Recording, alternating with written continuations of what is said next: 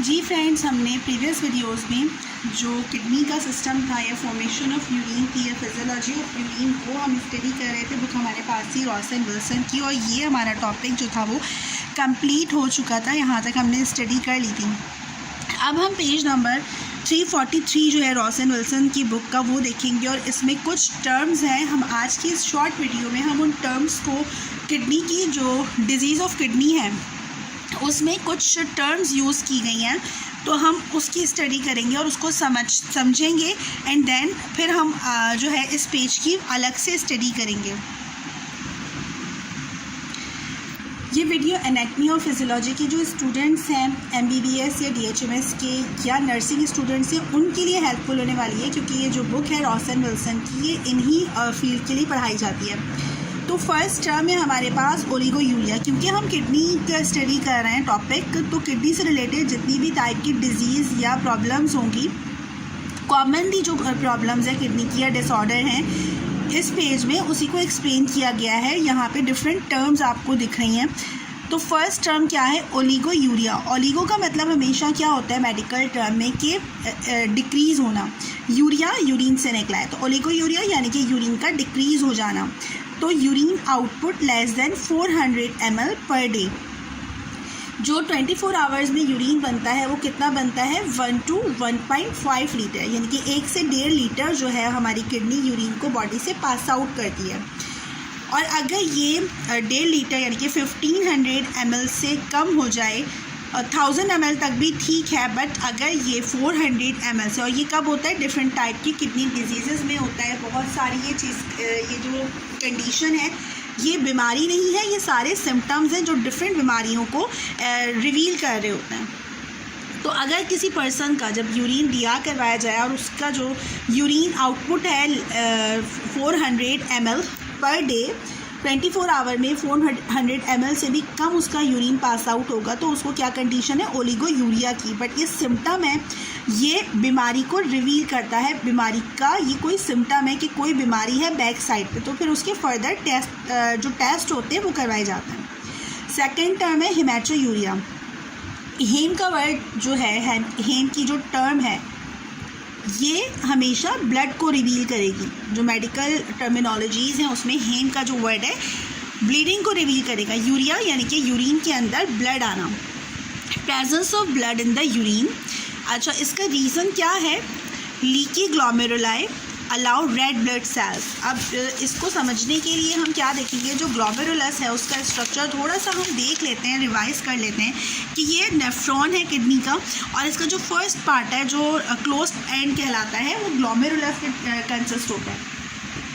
अब ये जो ग्लोमेरुलस है ये क्या है? टफ लाइक कैपिलरीज का अपीयरेंस बना रहा है। तो ये जो कैपिलरीज हैं ये किडनी में फिल्ट्रेट का काम करती हैं, यानी कि जो फिल्टर पेपर होता है उसका काम करती हैं। ब्लड इसमें से फ़िल्टर हो जाता है एंड देन इसके अंदर जो बाकी फिल्ट्रेट बचता है उसके अंदर यूरिन के अंदर ब्लड नहीं आता। बट इस कंडीशन में क्या होता है हेमेटोयूरिया की कंडीशन में कि ये जो फ़िल्टर है, समझें कि ये लीक हो गया, ये बीच में से फट गया। इसमें या तो जो इसके अंदर पोर्स थे वो माइनर पोर्स थे, ये मेजर पोर्स बन गए, इसके अंदर लीक हो गया, जिसकी वजह से जो ब्लड के सेल्स हैं, जो नॉर्मली ब्लड के सेल्स यहाँ पर नहीं आते, ग्लोमेरुलस कैप्सूल के अंदर नहीं आते। बट इस कंडीशन में जब ग्लोमेरुलस के अंदर या ग्लोमेरुलाई के अंदर जो है वो होल्स हो जाएं या पोर्स हो जाएं या ये लीक हो जाए, तब ब्लड सेल्स भी इसके अंदर से पास आउट हो जाते हैं और फिर वो यूरिन की तरफ चले जाते हैं, कलेक्टिंग डक्ट की तरफ चले जाते हैं। तो यूरिन के अंदर क्या होता है? ब्लीडिंग शुरू हो जाती है।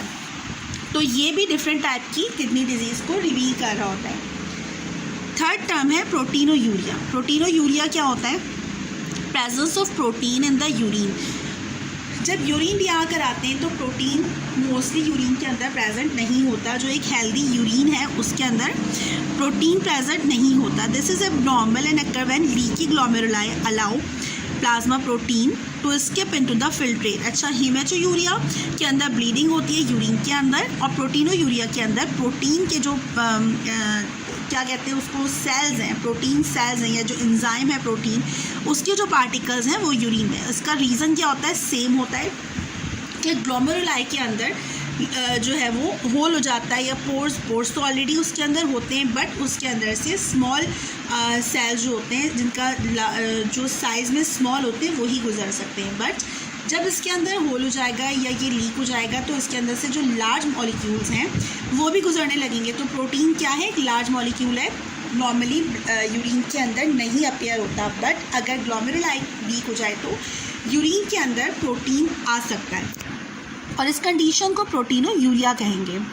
एनोयूरिया का मतलब है एब्सेंस ऑफ यूरिन। एक तो था ओलिगोयूरिया और एनोयूरिया, इसमें स्लाइटली डिफरेंस है। ओलिगोयूरिया के अंदर हमारा यूरिन, जो पेशेंट है उसका यूरिन 400 ml पर डे से कम था, बट एनोयूरिया के अंदर सिरे से एब्सेंट हो गया। ये एब्सेंस जो है यूरिन की, ये बहुत सारी लाइक किडनी स्टोन को या यूरिटर स्टोन को भी जो है वो रिवील करती है। ब्लॉकेज ऑफ यूरिन का मतलब ब्लॉकेज ऑफ यूरिटर से भी यूरिन जो होता है वो एब्सेंट हो जाता है। अगर कोई पेशेंट आता है और उसका यूरिन सिरे से एब्सेंट है, उसको 2 दिन हो गए, 3 दिन हो गए, 1 दिन हो गया, उसका यूरिन सिरे से पास आउट ही नहीं हुआ, तो इस कंडीशन को एनोयूरिया कहेंगे। डिसयूरिया क्या कंडीशन है जिसमें यूरिन पास करते हुए पेशेंट को पेन फील होता है, और ये पेन क्या होता है? Pain on passing urine often describe as the burning sensation. Patient ये कंप्लेन लेकर आता है कि जब भी मैं यूरिन पास आउट करता हूँ तो मुझे बर्निंग सेंसेशन, जलन होती है यूरिन के अंदर, तो इस कंडीशन को डिसयूरिया कहेंगे मेडिकल टर्म में। ग्लाइकोज यूरिया, ग्लूकोज से निकला है ये जो वर्ड है, और ग्लाइकोज या ग्लूकोज ब्लड के अंदर, यूरिन के अंदर, ब्लड के अंदर कब बढ़ता है? जब पर्सन को शुगर होती है या डायबिटीज मेलाइटस का पेशेंट होता है, तो उसको क्या प्रॉब्लम होती है? उसके यूरिन में ऑलवेज ग्लाइकोज यूरिया जो है वो प्रेजेंट होगा, पॉजिटिव होगा, क्योंकि यूरिन के अंदर क्या होगा? Presence of sugar in the urine. This is abnormal condition, क्योंकि शुगर या ग्लूकोज क्या है? इतने स्मॉल मॉलिक्यूल है, और जब हमने नेफ्रॉन का स्ट्रक्चर देखा था तो जो उसकी कन्वोल्यूटेड टिब्यूल्स थी, ग्लूकोज वहीं पर पीसीटी के अंदर एब्जॉर्ब हो गया था। बट इस कंडीशन में क्या होगा? क्योंकि डायबिटीज मेलाइटस है तो उसका जो किडनी है डायबिटीज़ के पेशेंट की मोस्टली क्या होती है? आगे जाकर किडनी में प्रॉब्लम्स शुरू हो जाती हैं। क्यों? क्योंकि उसकी जो किडनी है, उसका जो नेफ्रॉन है किडनी का, वो प्रॉपरली उसको फिल्टर ही नहीं कर रहा है ब्लड को, तो तमाम का तमाम जो ग्लूकोज है वो यूरिन के थ्रू बॉडी से पास आउट हो रहा है, तो इस कंडीशन को कहेंगे ग्लाइकोज urea.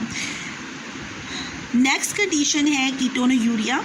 Ketone, presence of ketone in the urine, this is abnormal condition and starvation, diabetes mellitus. Ketone urea जब डायबिटीज मेलाइटस जो है वो कंडीशन थोड़ी तरक्की कर जाएगी, बिगड़ जाएगा मर्ज, तब जाके कीटोन्स भी बॉडी से पास आउट होने लग जाएंगे, तो ये भी एबनॉर्मल कंडीशन है।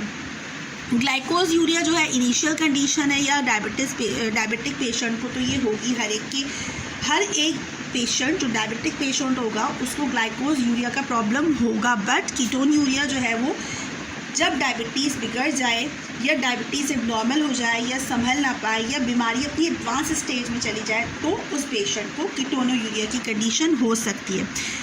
हर डायबिटीज़ के पेशेंट को ग्लाइकोज यूरिया होगा, बट कीटोन यूरिया उस पेशेंट को होगा जिसकी डायबिटीज़ बिगड़ चुकी है।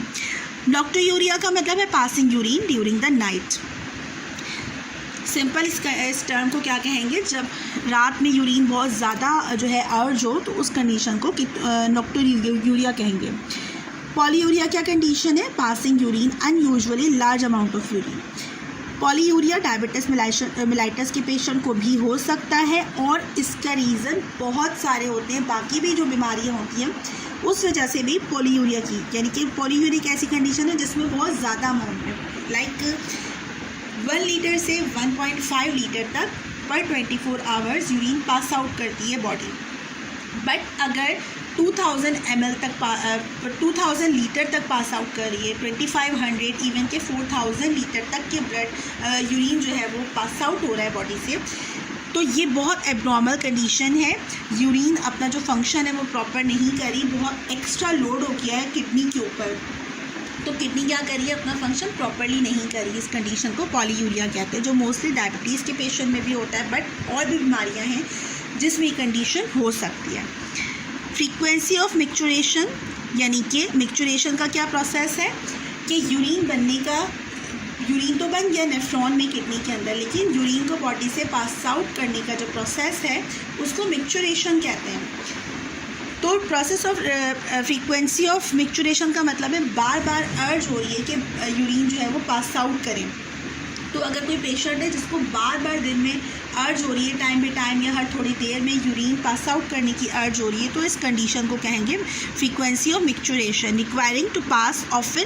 अच्छा, जब यूरिन ब्लैडर के अंदर यूरिन ज़रा सा फिल हुआ, थोड़ा सा फिल हुआ ब्लैडर, और जो है वो उसको फ़ौरन अर्ज हुई, मोस्टली 300 to 400 ml जो है वो जो ब्लैडर फुल हो जाता है तो we feel the urge to pass out urine. But इस कंडीशन में 200 फिल हुआ ब्लैडर, 200 ml यूरिन से फिल हुआ या 100 ml से फिल हुआ, तो जो पेशेंट है उसको क्या लगेगा कि मुझे फ़ौरन यूरिन पास आउट करना चाहिए। तो स्मॉल अमाउंट में होगा, लेकिन उसको जो अर्ज होगी वो बार बार फ्रीक्वेंटली होगी, तो फ्रीक्वेंसी ऑफ मिक्चुरेशन कहते हैं। लास्ट है इनकंटिनेंस। यूरिन इनकंटिनेंस का मतलब है कि यूरिन इनवॉलंटियरली पास आउट हो रहा है। ये मोस्टली जो ओल्ड एज लोग होते हैं, ओल्ड एज फीमेल होती हैं, उनके अंदर ये प्रॉब्लम बहुत कॉमन होता है, क्योंकि ब्लैडर क्या करता है, उसके जो मसल्स होते हैं वो जो है वो सॉफ्ट हो जाते हैं या एक्सपैंड हो जाते हैं, या इसका प्रॉपर वर्ड कह सकते हैं कि वीक हो जाते हैं। तो जो इनकंटिनेंस है यूरिन को without involuntarily loss of urine, यानी कि without your desire to pass urine pass out हो जाता है। तो जो ओल्ड एज फीमेल है उनके साथ ये कॉमन प्रॉब्लम है, या प्रेगनेंसी के अंदर भी ये प्रॉब्लम हो सकता है कुछ फीमेल्स को, क्योंकि ब्लैडर के ऊपर क्या हो रहा होता है, प्रेशर बढ़ रहा होता है बेबी का। तो इसके बहुत सारे रीजंस हैं, या किसी को भी हो सकता है इनकंटिनेंस यूरिन जो है वो पास आउट हो जाए विदाउट योर डिज़ायर। तो ये कुछ मेडिकल टर्म्स थी। नेक्स्ट वीडियो में हम इसका जो पेज नंबर 343 है इसको स्टडी करेंगे, और इसमें क्या है किडनी की डिफरेंट डिजीज़ेज़ हैं, और कौन से डिजीज़ है ग्लोमेरुलस नेफ्राइटिस, हम वो स्टडी करेंगे।